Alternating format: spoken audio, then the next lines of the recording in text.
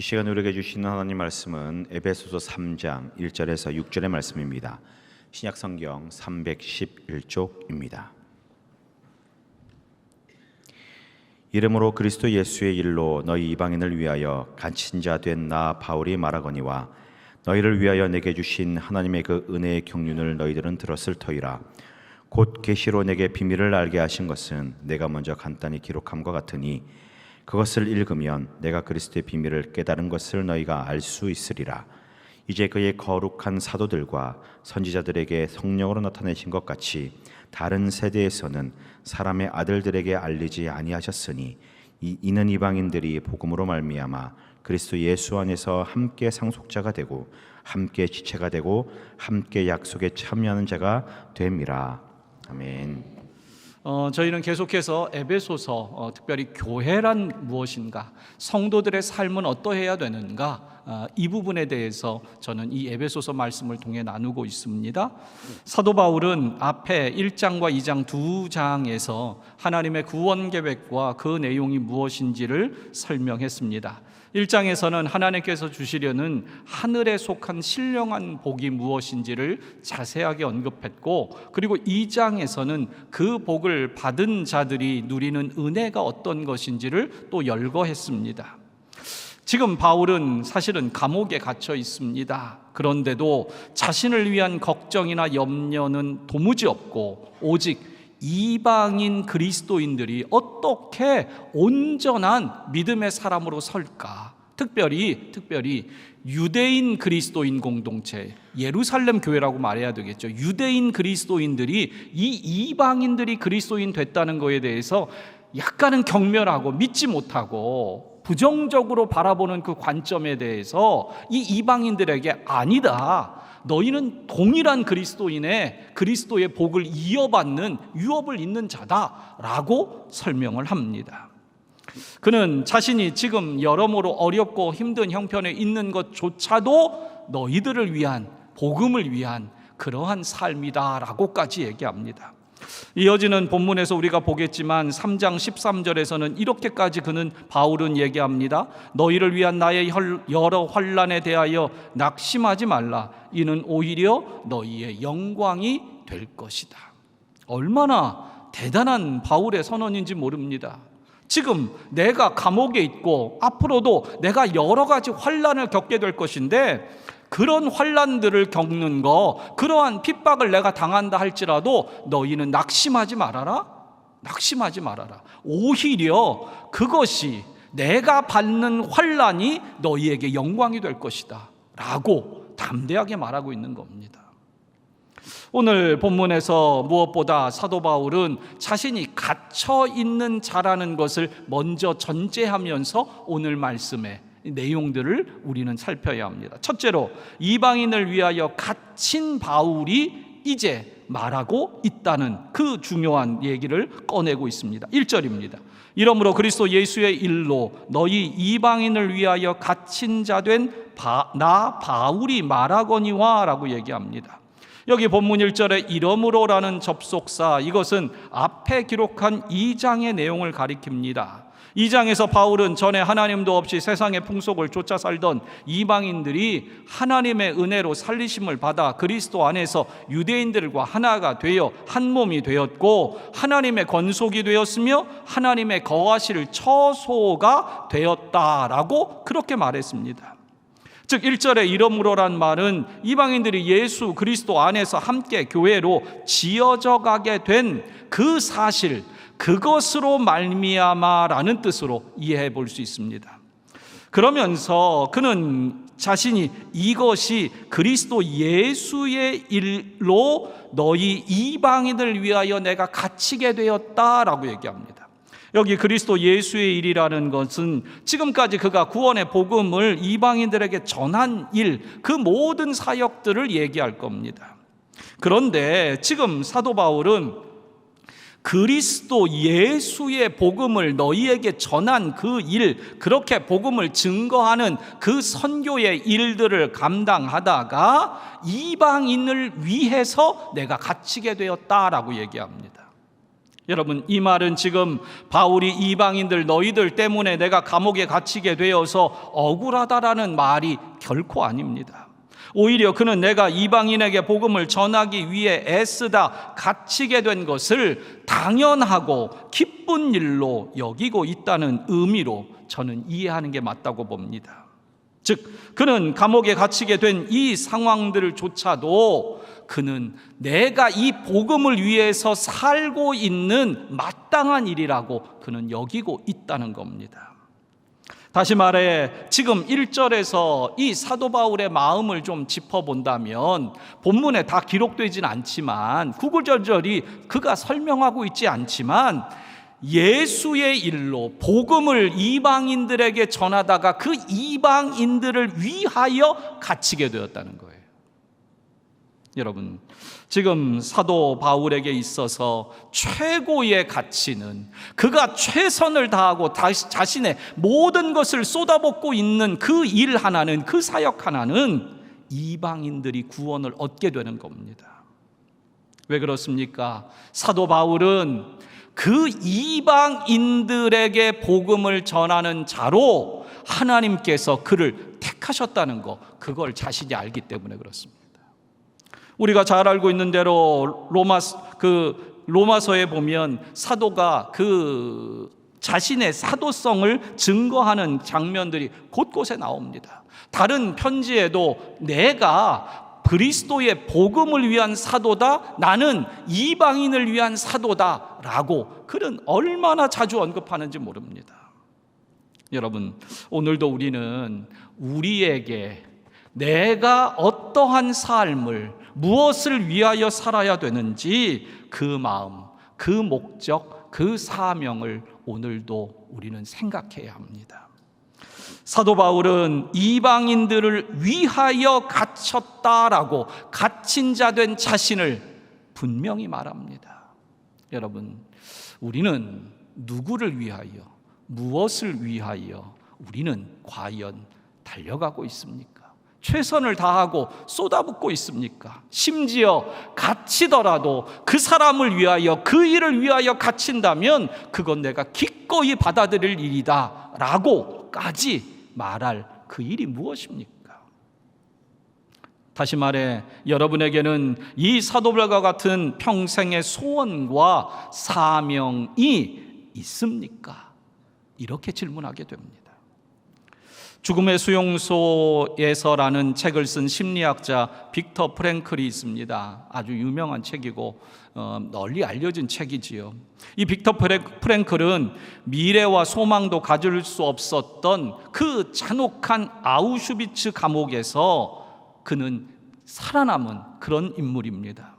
어떤 사람들은 그곳에서 삶의 애착을 가지는 모습도 보았고, 그리고 그곳에서 어떻게 인생을, 어떻게 그 위기와 고난을 견뎌낼 수 있는지를 그는 연구했고, 그는 의사였기 때문에 그 부분들을 연구한 나머지 나중에 그는 로고 테라피라는 상담 심리 이론을 그는 정립해서 펼치기도 했습니다.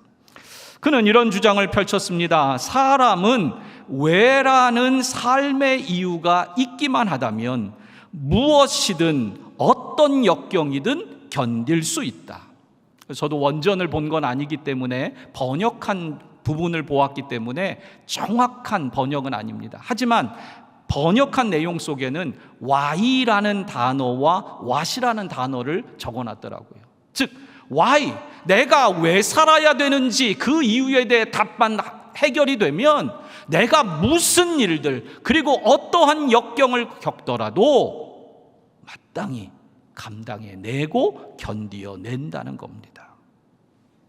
여러분, 아무리 사소한 이유여도 살아갈 이유만 확실하면 어떠한 어려운 환경 속에서도 살아낼 수 있다고 이 빅터 프랭클을 말하는 겁니다. 본인도 그 죽음의 수용소에서 보고 겪은 심리 형상을 반드시 내가 이론화시켜야겠다는 그 목적, 그 살아야 할 이유가 있었기에 그는 죽음의 수용소에서 자기가 버틸 수 있었노라고 그는 그렇게 자신의 삶을 고백하기도 합니다. 여러분, 인간에게는 이처럼 왜 사는가, 무엇을 위해서 사는가의 문제, 그 질문에 대한 답을 우리는 가져야 합니다. 다시 한번 묻습니다. 여러분에게는 평생의 소원과 사명이 있으십니까?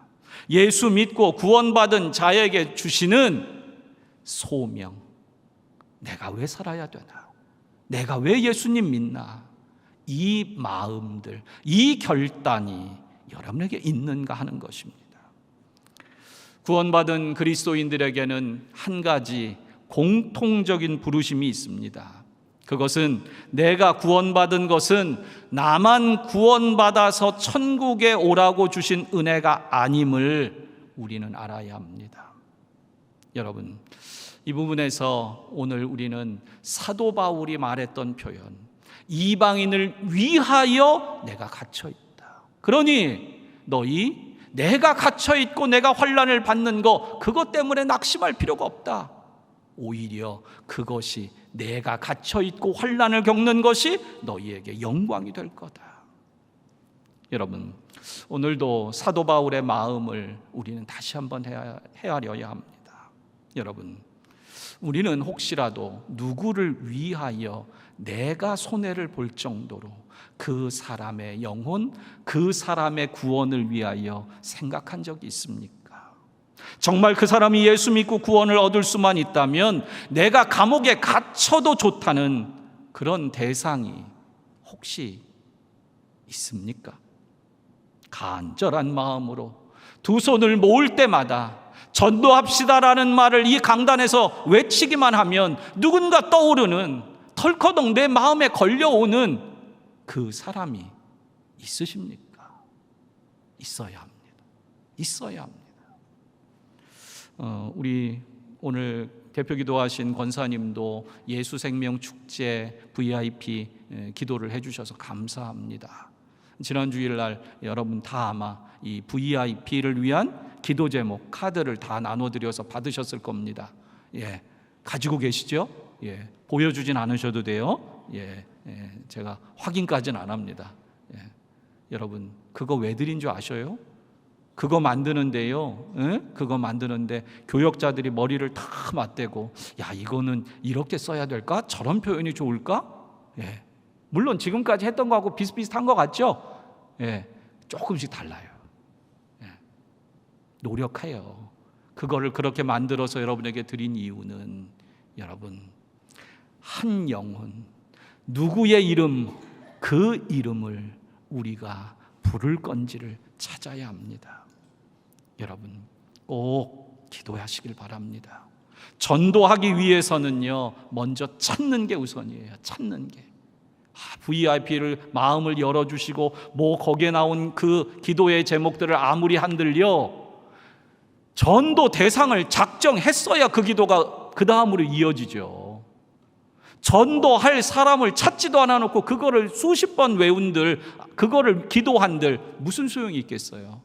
그러면 뭐가 첫째겠습니까? 따라해 봅시다. 전도는 찾아가는 게 먼저다. 가는 것까지 아니다. 아니, 먼저, 이거 삑 잘못. 찾는 게 먼저다. 찾는 것부터예요. 다시 한 번만 하겠습니다. 전도는 찾는 것부터 시작이다. 누구를 전도할까? 누구를 위해 기도할까? 어떤 영혼이 하나님 앞에 돌아와야 될 영혼인가? 찾는 것부터가 전도의 시작이에요.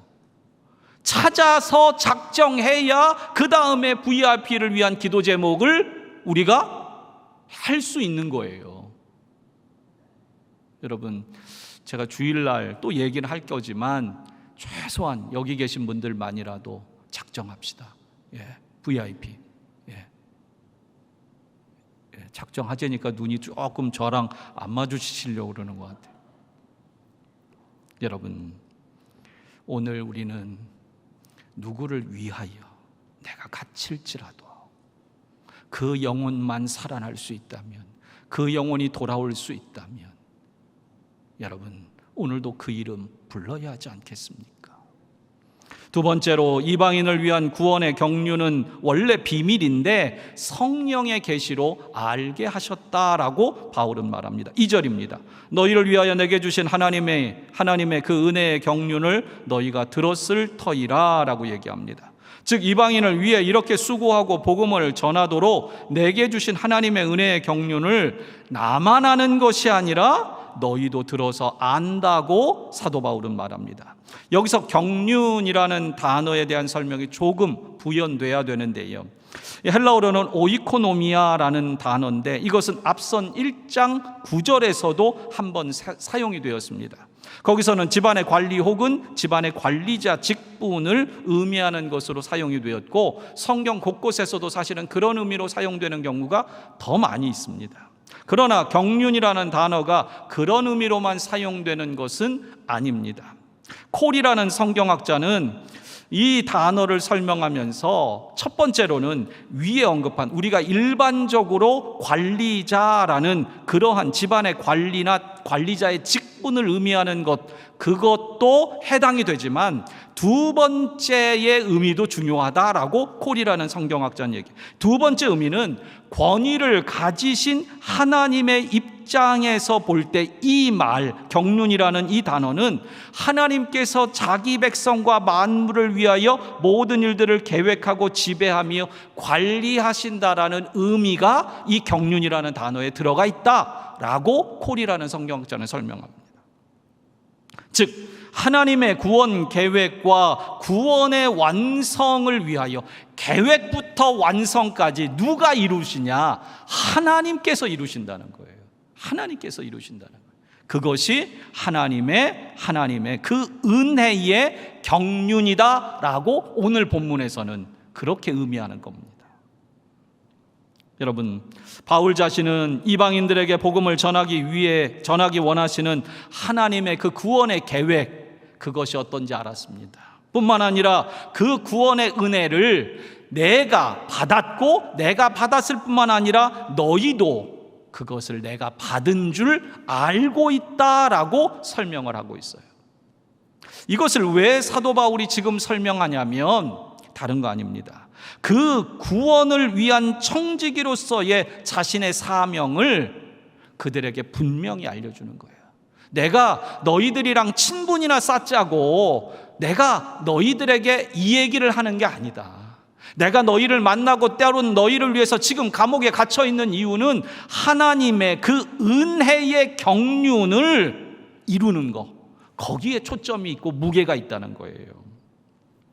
여러분, 청지기가 하는 일이란 무엇입니까? 다른 게 아니라 오늘 본문 속에서 본다면 그리스도의 비밀, 곧 구원의 비밀을 알게 해주고 그것을 위하여 동참하는 일꾼이 되는 겁니다.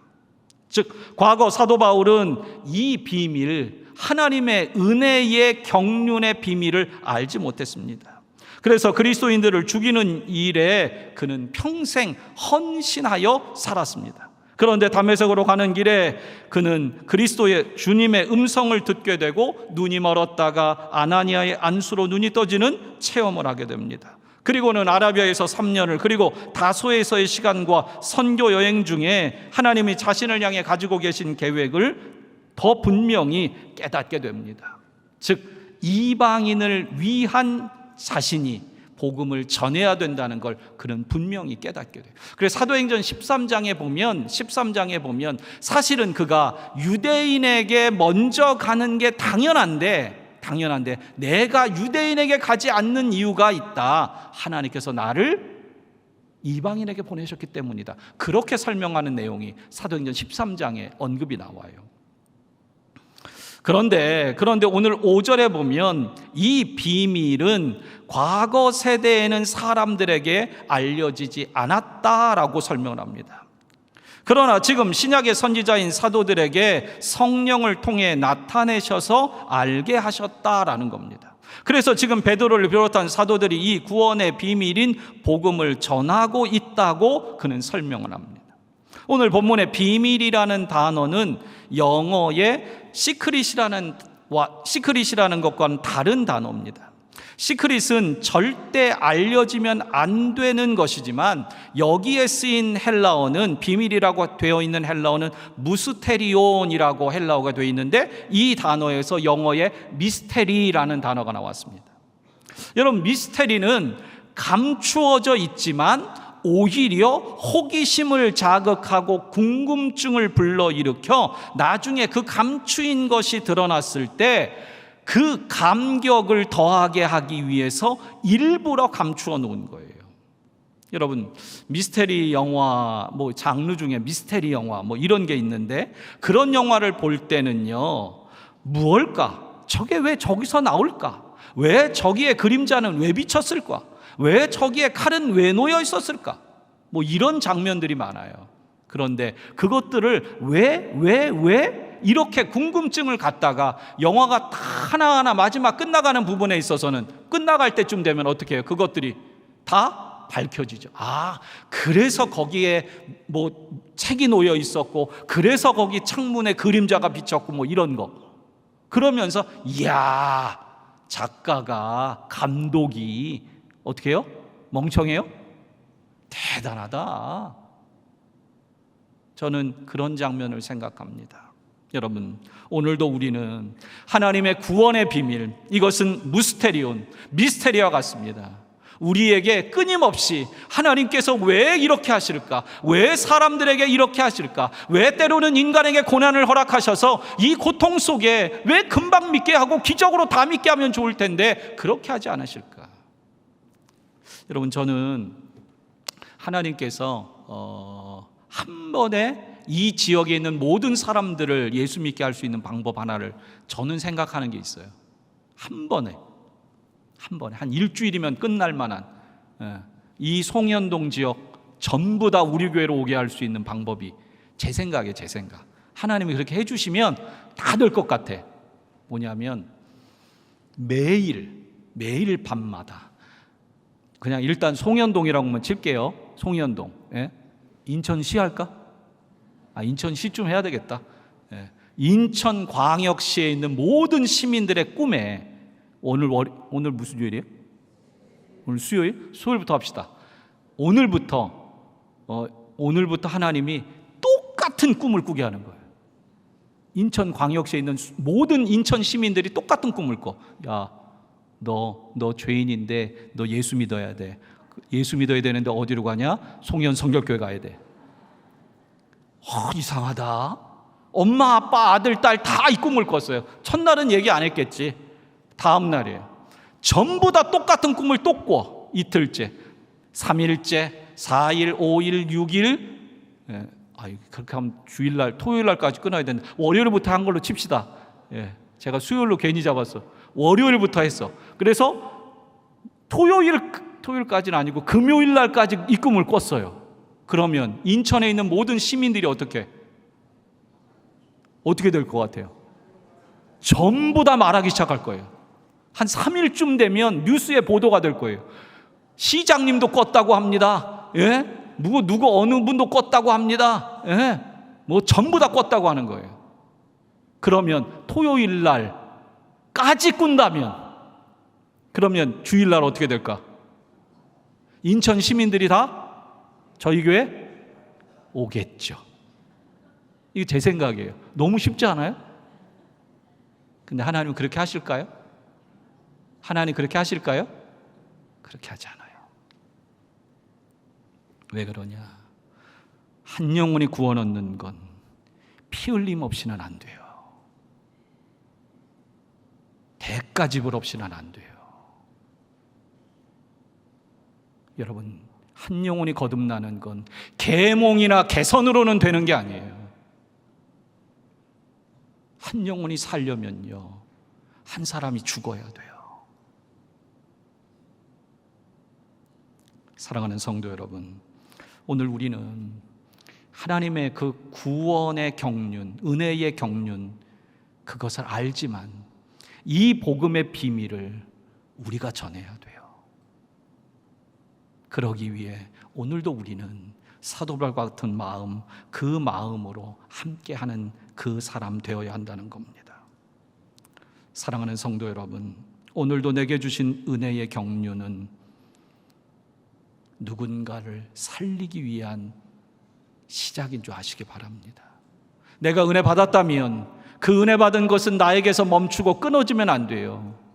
그 은혜는 누군가에게 흘러가야 마땅한 겁니다.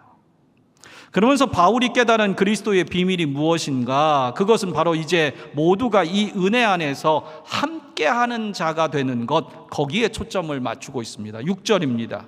이는 이방인들이 복음으로 말미암아 그리스도 예수 안에서 함께 상속자가 되고 함께 지체가 되고 함께 약속에 참여하는 자가 됨이라 말합니다. 즉 그 비밀은, 구원의 비밀은 유대인뿐만 아니라 이방인들도 복음으로 말미암아 예수님 안에서 함께 상속자가 되고 함께 한 몸이 되어 하나님 나라를 유업으로 받는 약속에 참여하게 되는 겁니다. 여기서 바울이 힘주어 강조하고 있는 반복적인 단어가 있는데 그것은 함께라는 말입니다. 한글 성경에서는 단순히 함께라는 해석으로 그 의미가 좀 약화된 듯한데요, 헬라어 성경에 보면 상속자, 지체, 약속에 참여하는 자라는 이 단어 앞에 모두 다 쉰이라는 접두어가 붙어 있습니다. 이 접두어는 동등한, 공동의, 한 가지로라는 뜻입니다. 이 말은 이방인들이 복음으로 말미암아 유대인들과 동등한 상속자가 되고 공동의 한 몸의 지체가 되고 한 가지로 약속을 받은 자가 되었다라는 그런 말입니다. 먼지만큼도 뒤처지거나 모자라지 않고 동등하다는 겁니다. 바로 여기서 우리는 사도 바울의 마음을 읽을 수 있어야 합니다. 사도 바울이 지금 강조하는 것은 먼저 믿은 유대인이나 이방인, 아니 모든 세대의 그리스도인들은 동등한 하나이며 함께 하나님 나라를 이어받을 사람이라는 거, 이거를 강조하고 있는 거예요. 서로 경쟁하거나 비교하거나 따지고 위아래 서열을 정하는 그런 관계가 아니라 오로지 동등하게 함께 그 약속을 이루는 사람들이라는 것, 여기에 사도 바울의 목적이 있는 거예요.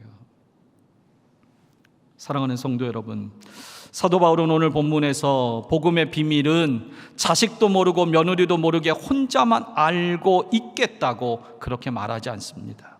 오히려 이것을 계시로 주셔서 내가 너희에게 알게 하는 것, 그것을 위해 나는 최선을 다하고 있다고 사도 바울은 그들에게 편지로 말하는 거예요.